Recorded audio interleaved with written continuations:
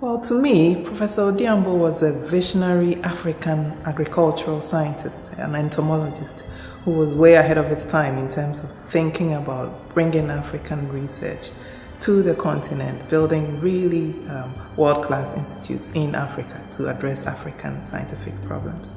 And he's just set the scene for a lot of world-class research to be happening in Africa by Africans. And so he's an inspiration to me. He's well known within the scientific community for establishing ISIPE in Kenya, which is a leading world center for entomology and insect research, not just in Africa, but in the world. He also helped establish the Kenyan Academy of Sciences, the National Academy. He was a pioneer in terms of helping to establish the African Academy of Sciences. He built departments in Kenyan institutions. He taught, he wrote children's books. I mean, his work and his legacy was really just so broad and so impactful today. He could tell that, I mean, Africa had so many pests and that were devastating crops in Africa, and pesticides would work, but they would also kill non-pests as well. And he felt that the use of chemicals wasn't really the right thing to do in terms of preserving the environment. And so he set up ISIPE as a way of finding out how biological control could be used for addressing insects and pests. For example, he realized that there was an infestation of moth larvae on maize in Kenya, and he ended up importing a wasp from Pakistan, a Pakistani-bred wasp, to Kenya to actually release them onto the maize farms. And astonishingly, the larvae were able to be reduced by 50% without the need for chemicals. And that was a breakthrough and really an example to showcase to his colleagues. I work for the Cambridge Africa program and was involved in helping to set it up. We just celebrated our 10th anniversary.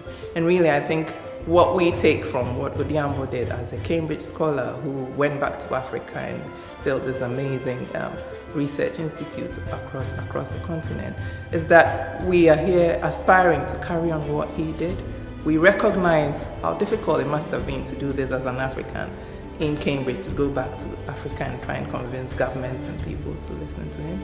But we feel that he's done such a great job of starting the conversation that we can come in, take off where he left things, and really build on the capacity strengthening and the progression of African research by Africans that he started here in Cambridge.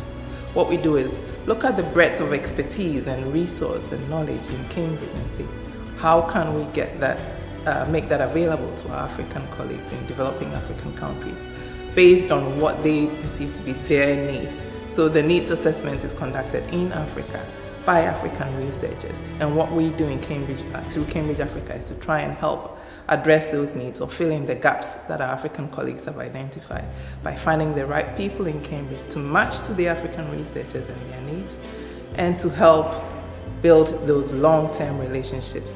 It's not been easy, but I think we've managed to convince and convert a lot of people in Cambridge to become African enthusiasts and to engage. And it's really great that we now have more than 150 projects, more than 200 researchers in Cambridge buying in and being involved enthusiastically with the kind of research, collaboration and capacity building activities that Odhiambo would have wanted to see Cambridge involved in if he were alive today.